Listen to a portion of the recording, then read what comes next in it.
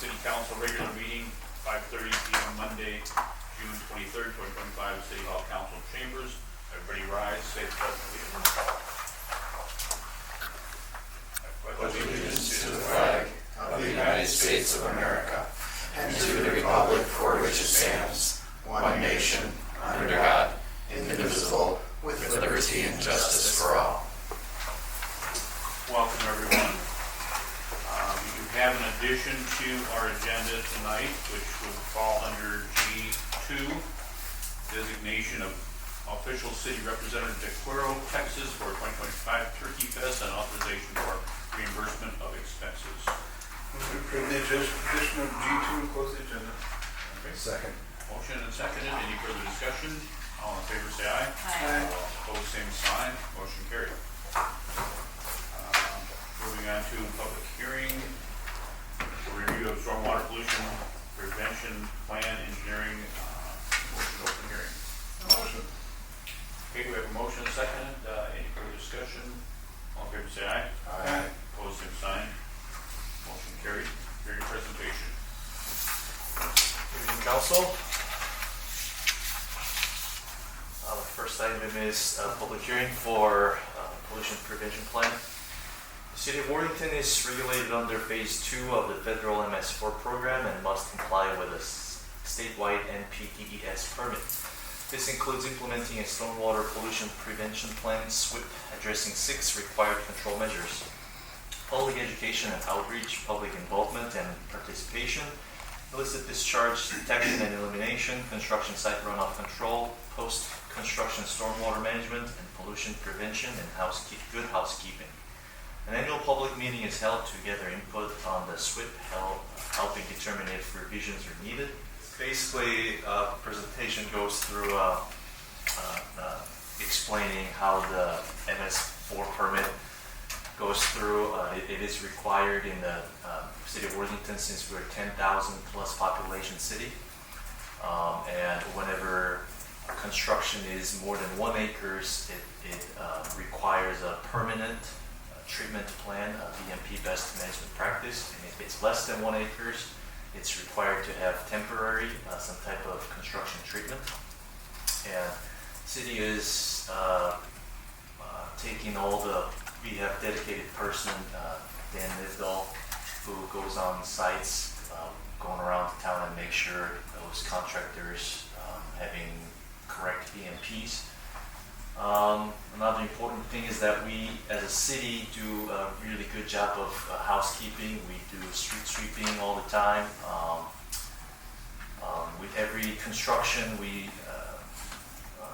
requires a submittal of SWIP plan, which tells us how exactly they're gonna do the treatment, install BMPs, all that kind of stuff. In our city website, we have good information page to educate people and good information there. And we are always open to receive any comments from public if they see any concerns and worries about stormwater treatment or any dirty water runoff, then please call us or submit any note and comment, then we'll update our policy.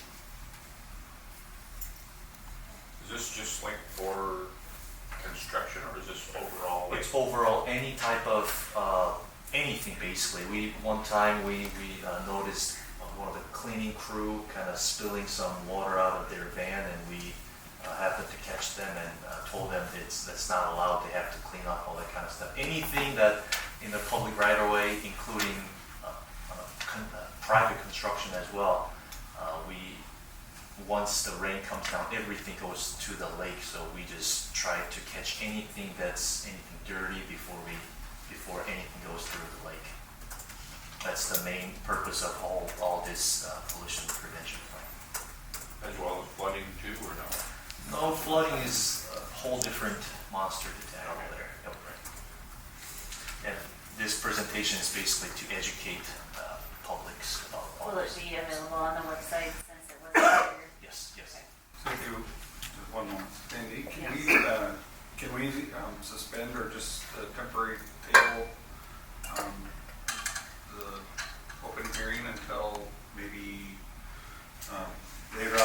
the agenda. for next time maybe. Will it be done updating by the time you get around to your, the engineering Sure. Yep, segment? Yep, I'll try to fire up again, yep. Okay. Doable?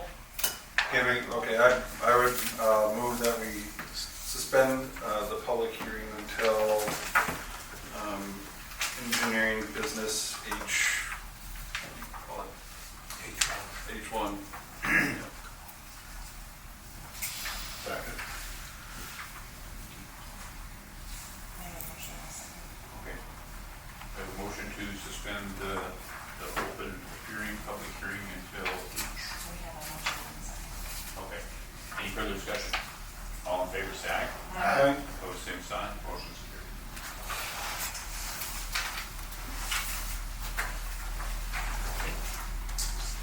On to the consent agenda. We have city council, regular council meeting minutes of June 9th, 2025. Planning commission meeting minutes of May 6th, 2025. Karen Lake Watershed Board meeting minutes of May 21st, 2025 and 26 on sale liquor, wine, club, and Sunday on sale license renewals. Financial statements, municipal liquor store income statement for the period of January 1st, 2025 through May 31st, 2025, Olson Park. Statement of revenue and expenditures, budget and actual for the period of January 1st, 2025 through May 31st, 2025. Fieldhouse statement of revenue and expenditures, budget and actual for the period of January 1st, 2025 through May 31st, 2025, and bills payable. Move to approve the consent agenda. Second. Motion and second. Any further discussion? All in favor, say aye. Aye. Opposed, same sign. Motion's carried. On to administration? No. Public safety. Mayor, council. The Worthington Police Department received a $1,000 reward through the Walmart Smart Good Local Grant process. The funds will be contributed to a public safety equipment purchase. Adoption of a resolution shown as Exhibit 1 will allow Director of Public Safety Troy Apple to execute the grant. Council action is requested to adopt the resolution authorizing execution of the Smart Good Local Grant Agreement. Comments? Very nice. What do you plan on using it for?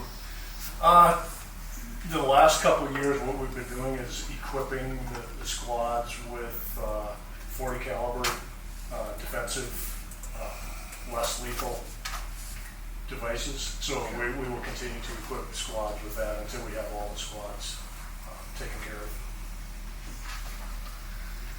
Motion to approve. Second. We have a motion and a second. Any further discussion? All in favor, say aye. Aye. Opposed, same sign. Motion's carried. The Worthington Police Department officer position guidelines were reviewed and updated. Assignment details, job requirements, and other minor details were added, removed, or adjusted within the position guidelines for clarification and consistency. Exhibit 2 is a red line copy of the police officer position guidelines, which notes the proposed changes. Exhibit 3 is a copy of the proposed updated position guidelines for police officer. Staff recommends approval of the updated position guidelines.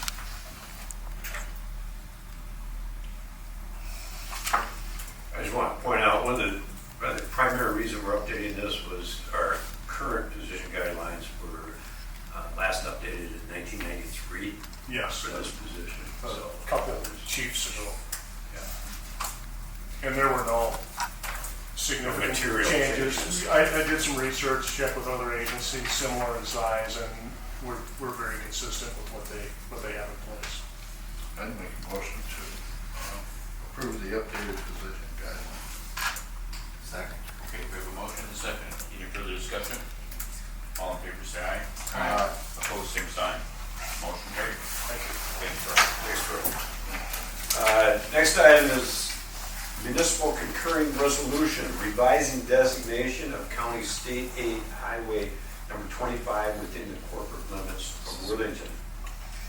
To avert potential delays in construction of East Flower Lane, the city administrator requested Nobles County engineer and the board of commissioners to consider revoking segments of the roadways listed below as county state aid highway for the purpose of turning these segments over to the city of Worthington. These segments include Platts Avenue from Highway 60 to West Gateway Drive, West Gateway Drive from Platts Avenue to South Lake Street, and East Gateway Drive from South Lake Street to Trunk Highway 60. County state aid highways are subject to greater study and oversight by the Minnesota Department of Transportation regarding changes in access and speed limits than municipal roadways. These obligatory procedures may result in delays in East Flower Lane being granted access to County State Highway 25 at Platts Avenue, resulting in setbacks in the development of South Shore Apartments. These potential delays can be eliminated by turning the above roadways over to the city. Nobles County Board approved the request submitted to the Minnesota Commissioner of Transportation by resolution at their June 17, 2025 meeting, subject to concurrence by the city. Council action is requested to approve turning the above roadways over to the city and approving the municipal concurring resolution included as Exhibit 1. This action is contingent on the council awarding the East Flower Lane construction contract later in tonight's agenda. Motion to approve. Second. We have a motion and seconded. Any further discussion? I just have a question. Yes. There's no fund, like no funds are exchanging, no money is being exchanged? Not at this point, we haven't gotten to that discussion. The one benefit to the city funding wise is it would add to our state aid highway mileage within the city, so there would be more state aid highway funds that would be available to the city in the future. As I tried to put in my memo,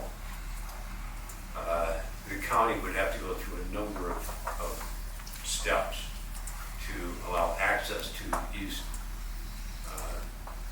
Flower Lane on there, including a traffic study and things like that that could potentially cause delays.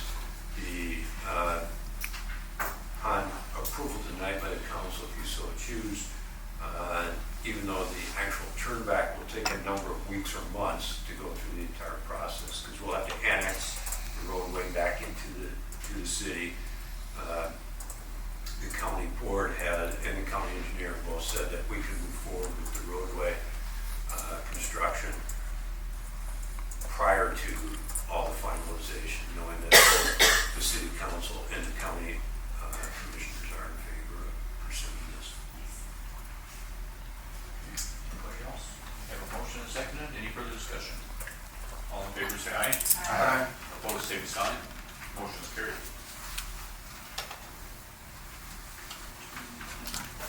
Success? Yes.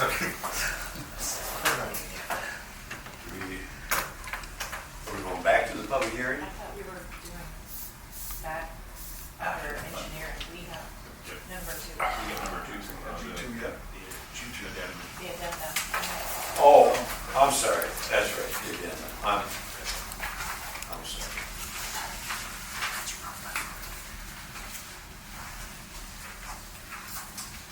Designation of official city representative to Cuero, Texas for the 2025 Turkey Fest and authorization for reimbursement of expenses. Turkey Fest is scheduled for October 9th through 12th. Travel dates will be October 9th to Cuero and October 12th back to Worthington.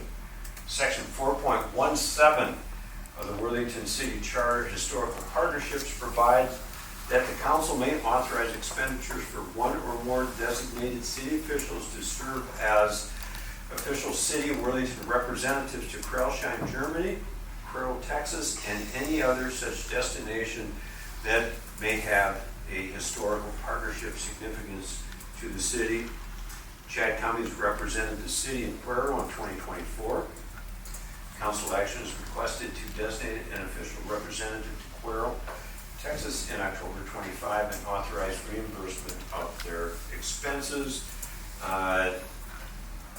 Looking back a handful of years at the representatives, the two existing elected officials that have not served as their representative are council members Kilblock and Weber. Everyone else has served at least and represented the city of Lisbon. I'm busy that time, Peterson. I'll pass. You, Chris.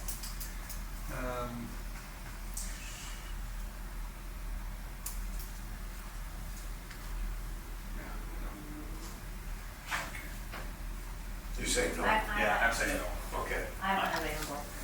I'm planning on going. I am not. You're not? I'm not available that week. So you're going? Yes, either way. Well, then, pay for this. Okay. The mayor. We need a Motion. Second. Okay, we have a motion and a second. Any further discussion? All in favor, say aye. Aye. Opposed, same sign. Motion carried. Any next year? Maybe. Dude, the mayor down there.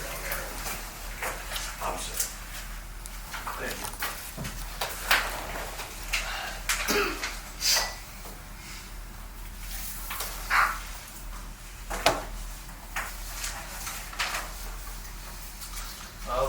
Back to my original council item. It's a public hearing for stormwater permit program. I'll talk about the NPDES program background and MS4 program. It is federal regulation for Clean Water Act. It's administrated by NPCA. The goal is to protect and improve surface water resources. Maximum 5 years permit. 5-year permit term, and it's annual reporting and self-assessment. Initially used to control wastewater discharge, now includes stormwater discharge as well. MS4 permit. MS4 program is one of the three legs of the NPDES stormwater permit programs. First one is industrial permit, second one is construction stormwater permit, and third one is MS4 permit. Stands for Municipality Separate Storm Sewer System.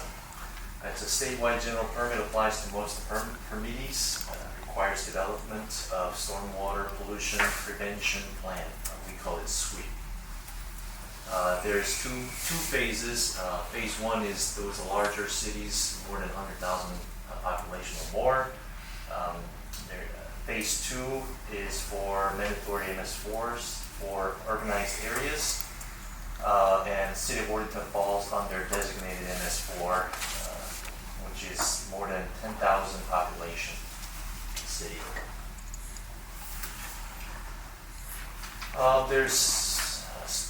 SWIP has 6 minimum control measures.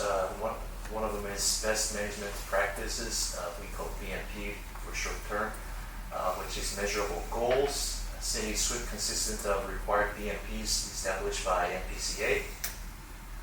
We have total of 38 BMPs, and 36 out of them are required by the permit. The other two are things that city is already doing, like stormwater, utility, and street sweeping. And this is the form that we use to evaluate and just make little notes, and this is the form. These are the highlights that we do every year. We do public education and information materials available on the website, and we do keep up with the maintained storm system map and updated stormwater ordinances, erosion and sediment controls, and prohibit illicit discharges. And we always inspect the city storm system infrastructure. And this is what we post and send out to public every year. And these are example of a mapping that we keep up with it too. These pipes are stormwater pipes and outlet structures and inlet structures that we have.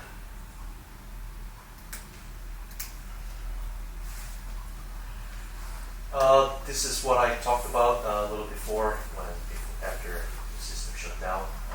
For small sites, less than 1 acre, they do temporary stormwater control, and more than 1 acres of disturbance, we do require permanent PMPs. And we do inspect a lot of outlets and basins. There are 122 outlets mapped, and there is 8 wet basins and 1 dry basin. And we're planning to have adding 1 more wet basins with East Flower Lane project. There's a stormwater pond we're constructing. And there's 5 separators and 1 skimmer. And that's it. For the public, if anyone has any concerns and comments, please just call the engineering department or send a letter or anything. Then we update our policies and update ordinances. That's very important to keep the lake and any surface water clean. Is this something that we get rated on as far as? No, it's more of a, within the city, we just keep up with. We are the enforcer, the city itself, and we just try to be clean ourselves. So in the very beginning, one of the reasons or goals was it to protect surface water? Correct. How do we know we're doing that? Is there some type of measure for that, or is it we're just doing all these preventative deals? Correct. And there's really no, There's no measurements that we can prove Okay. that we're doing it or bad deal.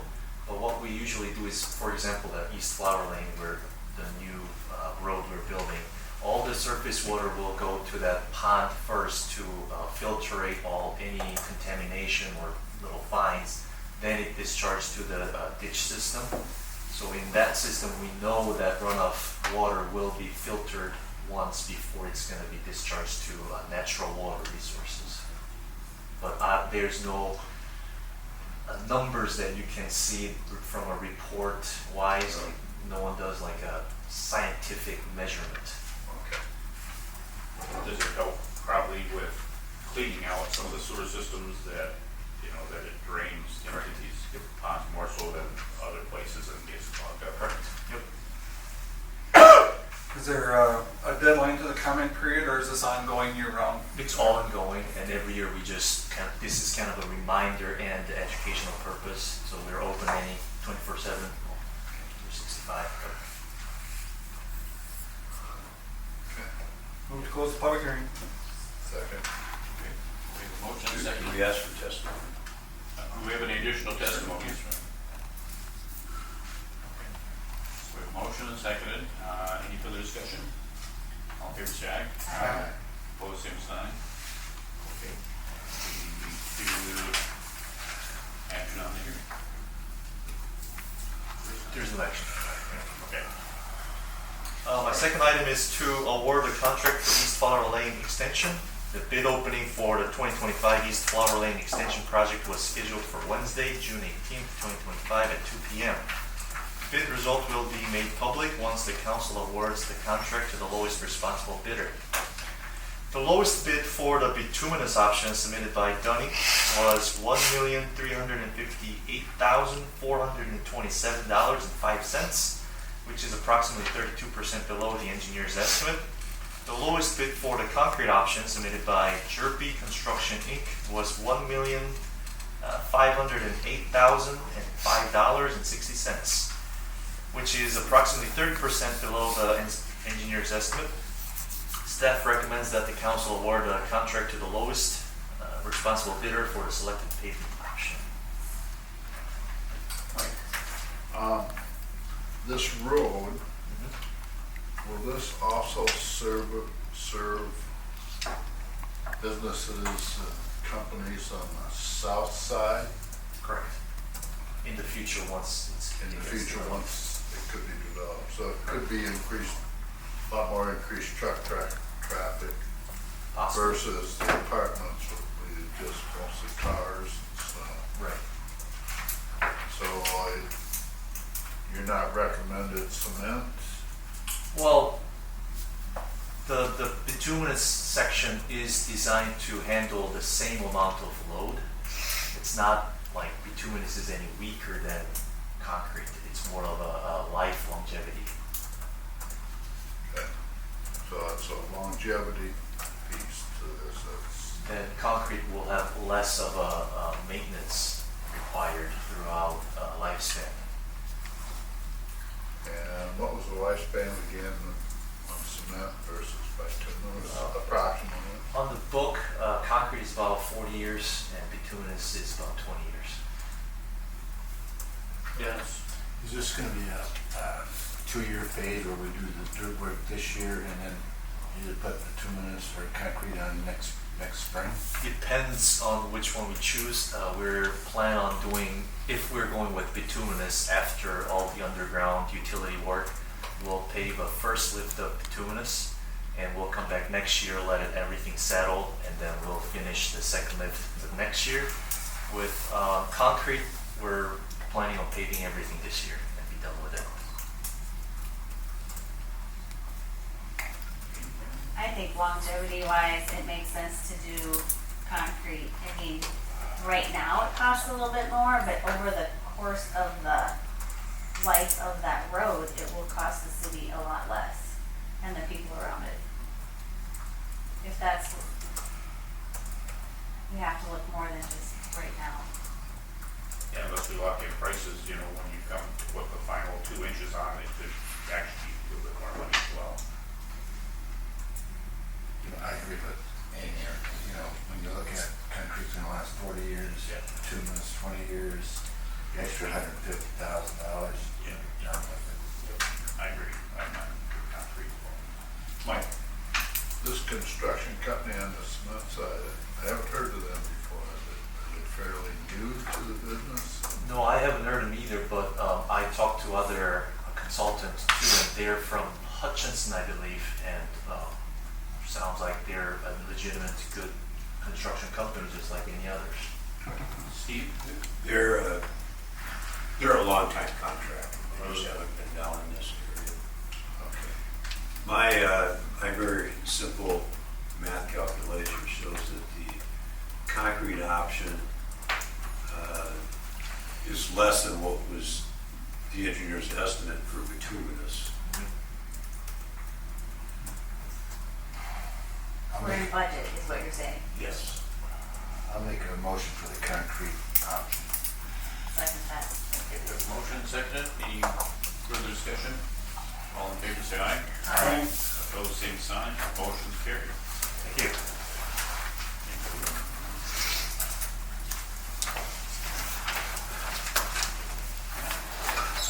Mayor, Council, up for your consideration here is the first reading of an ordinance to amend City Code Chapter 117 to establish a buffer between cannabis retail businesses. Earlier in 2025, City Council passed 2 ordinances establishing regulations and zoning requirements for cannabis businesses. As the State Office of Cannabis Management has begun moving applicants to a pre-approval status, the city has seen significant interest in retail businesses. Council opted to adopt a 200-foot buffer from schools, playgrounds, and athletic fields as recommended by staff. While this buffer protects nearby facilities regularly used by minors, it otherwise does not impact the total number or concentration of cannabis businesses. The city also opted not to limit the number of retail registrations, citing concerns with the fair process to choose applicants and other economic development goals. City staff has put together an ordinance for council's consideration that would establish a 1,000-foot buffer between retail cannabis businesses.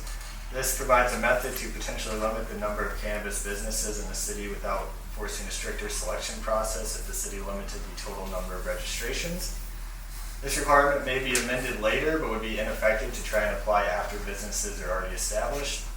By establishing a large buffer between cannabis businesses now, it would allow the city to better assess the impacts of the cannabis industry on the city in a more deliberate manner. Council consideration of the ordinance shown in Exhibit 1 is requested.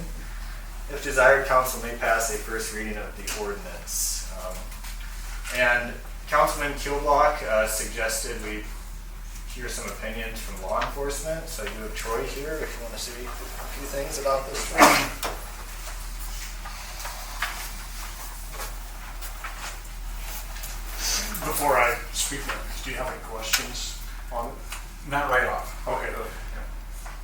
Having been in drug enforcement for more than half of my career, my suggestion is to limit this as much as possible. The more dispensaries we have available, the more cannabis there's going to be available. When there's more cannabis available, our youth is going to be using more than what they are now, just by virtue of it being available. And that, I don't think I have to tell you, leads to bad things. People under the influence of anything make poor decisions, and our jails are filled with those people. So I would suggest limiting this in any form or fashion that you can. I understand that our state is behind the legalization effort, but I think the city, to be responsible, should offer whatever limitations we can come up with.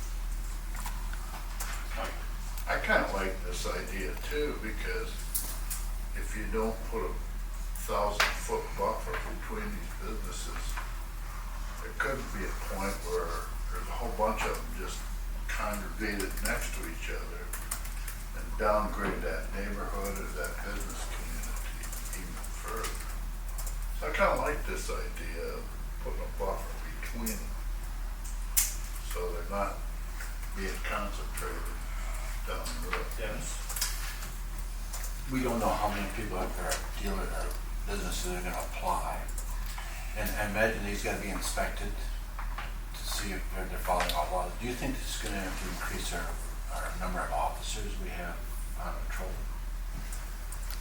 That's possible. The difficulty with all of this is the state's position on anything related to cannabis charges, and then that added to the piece with what can we prosecute and what will the county attorney's office be willing to prosecute. So I'm not sure what teeth we're going to have to offer great enforcement, and that's one of the difficulties that Colorado has faced with all of this. If you want to learn what this can lead to, read about Colorado. Minnesota, for whatever reason, failed to research that, or at least take some of that as guidance. So if you want to educate yourselves, read up on how some of this has gone in Colorado. It hasn't been great.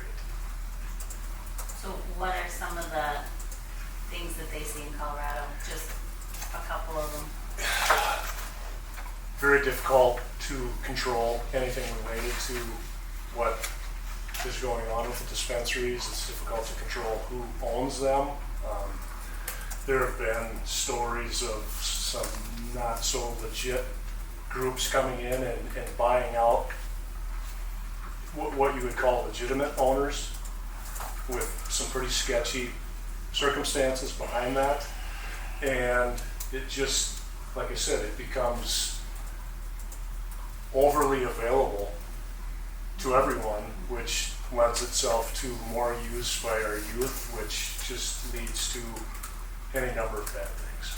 Is there anything we can do at the city level to make sure the people who are requesting permits or whatever are legitimate and not sketchy type? Yeah, I think we need to conduct thorough backgrounds to make sure that they are coming from a legitimate source and that they are responsible in their approach to this business. Hopefully they won't have people coming in and doing business as far as some of your older businesses in town that are grandfathered in, so they're under this, so they don't have to do a lot of renovating of it. The same thing could happen with this, where you've got a reputable person that had gotten the license to begin with. Now all of a sudden you got somebody coming in, like you say, Colorado, where they bought this business and they're doing business as the same owner anyways, where you probably have to do extensive background checks with that. Chris? I was just gonna say, with the background checks, because when we have background checks done for liquor licensing, they're just the Minnesota background checks. That's as extensive as it can get. So is that all we're gonna be able to do? I'm not really certain, and I'm not sure that the state is really certain on most of what's going to happen with this, because it's been a struggle to not only get all this stuff in place, but to staff the state positions that are going to go along with this. So it's been a struggle to get the wheels in motion on this whole process. Steve? We don't know exactly where we're gonna be in the enforcement side, because they first have to apply to the state to get a license, which is beyond our control. We may only be limited to zoning laws.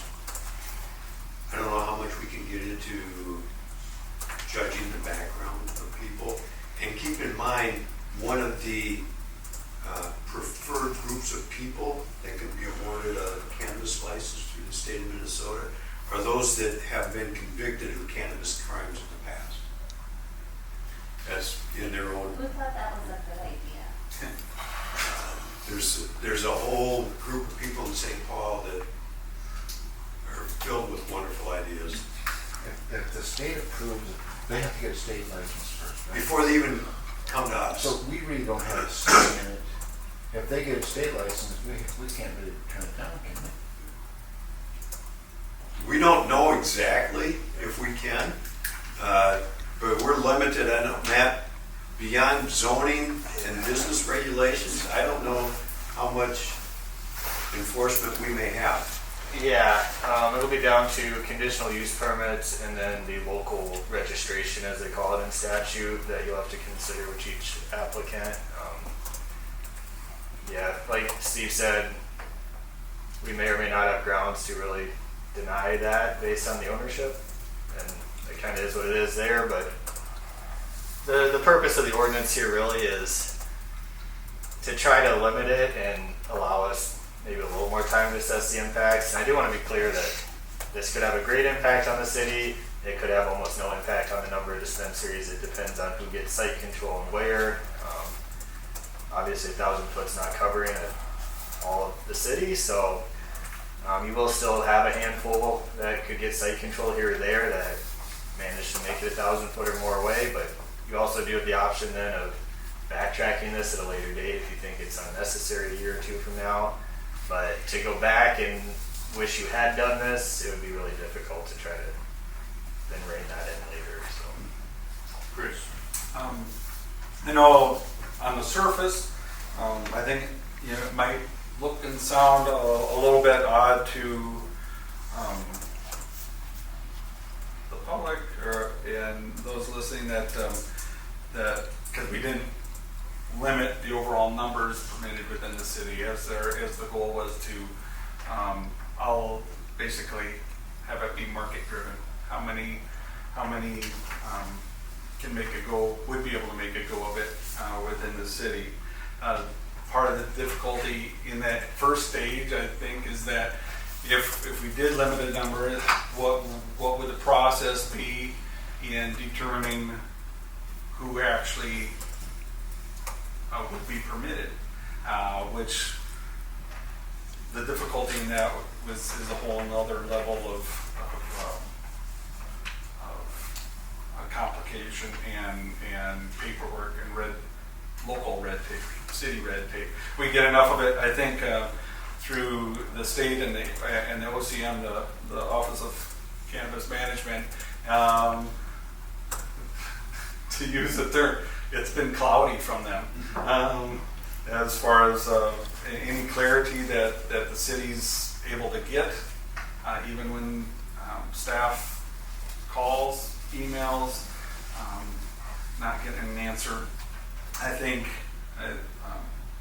this ordinance for right now is a good idea in that it allows us an easy step to slow down the system, because we don't entirely know the effect that it's going to have on our community. So, Mike. This is probably not directly related to this ordinance, whether we pass it or not. But I was reading in that one of the concessions on the state budget was the state is going to claw back. There was supposed to be a cannabis fund coming back to the community. I don't know how much that was, or what we were going to use it for, if it was going to be for law enforcement. But anyway, they're clawing that money back to the state, Right. taking it away, which I didn't think was right. The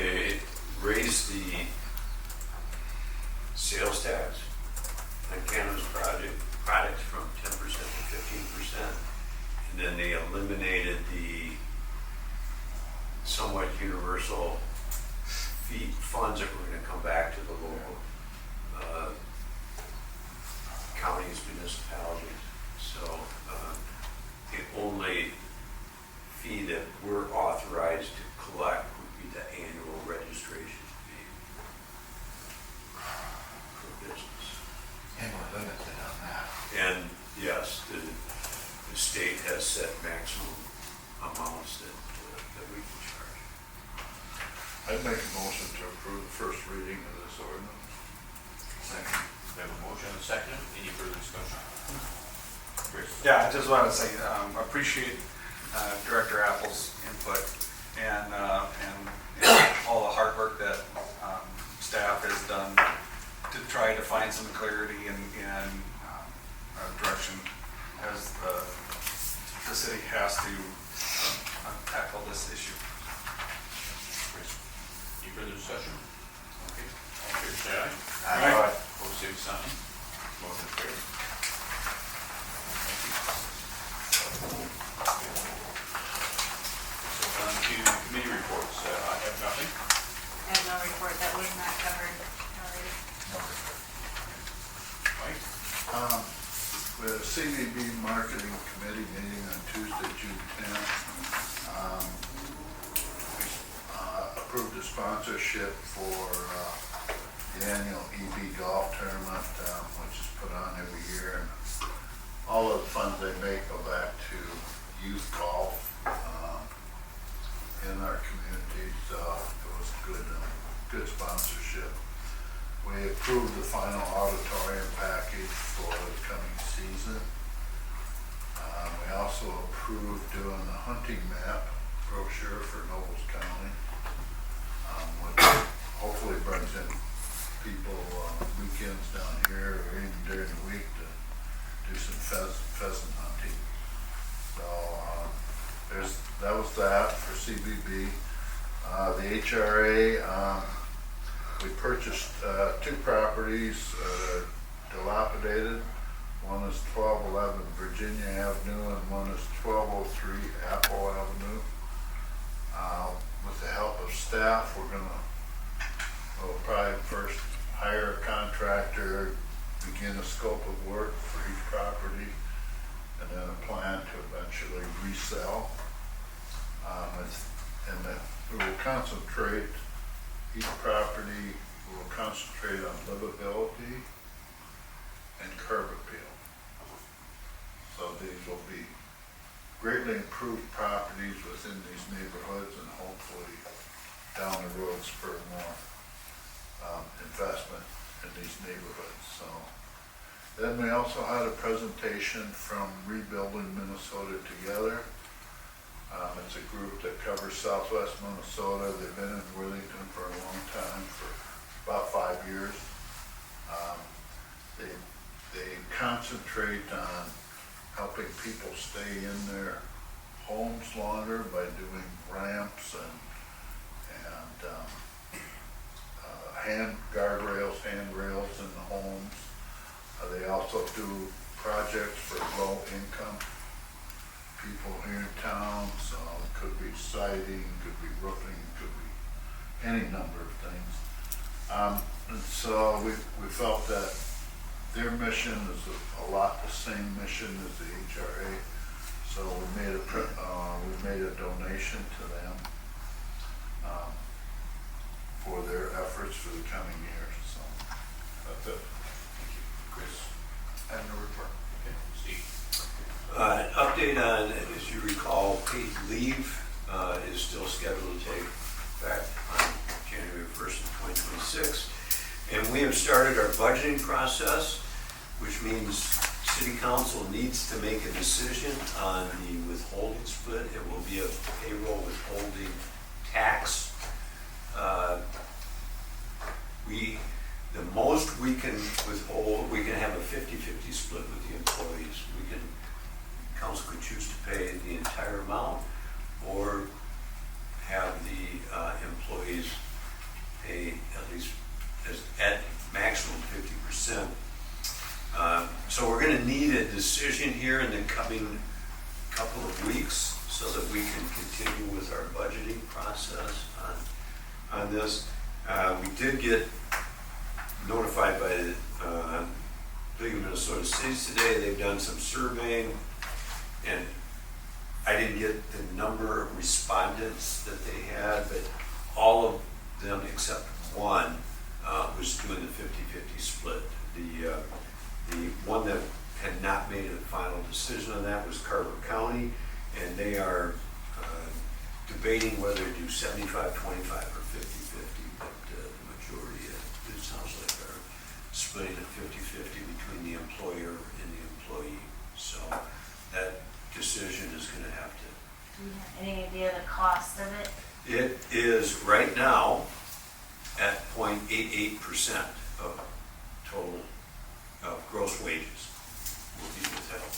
And that will go to a fund at the state that if you qualify to receive that, you apply through the state, and then you're paid directly out of this fund to the state, not by we don't, if an employee goes on paid leave, we no longer are paying them.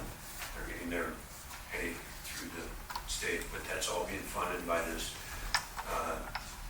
paid leave withholding that's coming from every employer. So it will, their original estimates set it at 0.7%, but they've already changed that to 0.88, and it hasn't even started. It didn't start for another 6 months. But so we can kind of fine tune our compensation budget. We'll need to. What's the percentage of the levy or? I'll have to get that number so I can go back. We put numbers together over a year ago, and I'm sure they're not relevant any longer. But I'll be able to put that. I think I'll probably put it in a case for the next council meeting if I can put some estimates together so you have some actual numbers. So that just goes in a general kitty then through the state? Up to the state for paid family or paid medical leave. Yeah. Lose it, you use it or lose it? No, it just goes into a fund, and it either, they'll accept people to apply for it, and they'll be able to collect on it, and if their estimates are off once again, that withholding tax will be adjusted as this continues to go.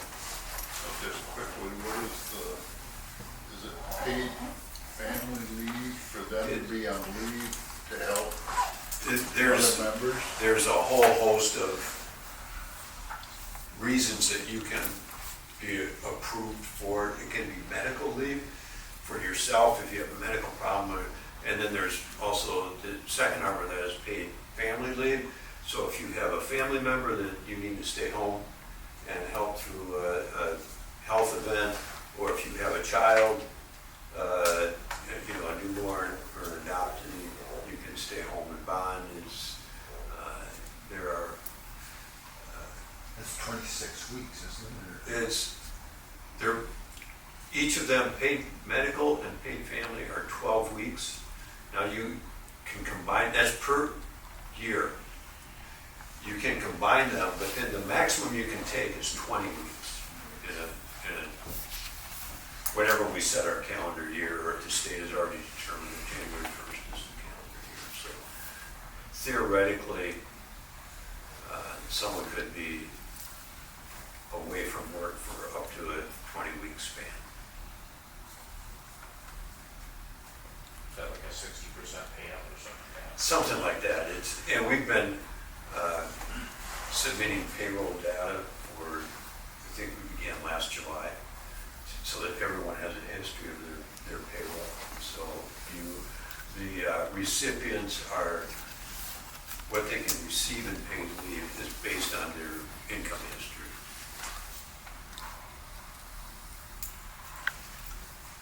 That's all I have. Okay. Move to adjourn. Second. Motion and second to adjourn.